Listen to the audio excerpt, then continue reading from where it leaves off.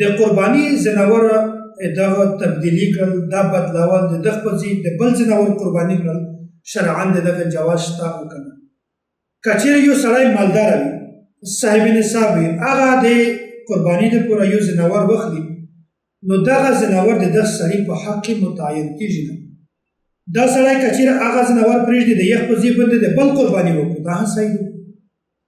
شرعاً جواز شته، خو بهتره خبره دا ده چې کوم ځناور دغه سړي د خپلې قربانۍ دپاره کړی وي د یخ قرباني وکړو، د بل ځناور قرباني نه وکړو.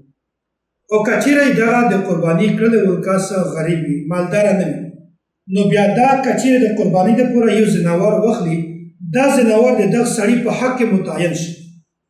غریب سړی د یو ځناور په بدل کې بل ځناور قرباني، دا بالکل صحیح نه ده.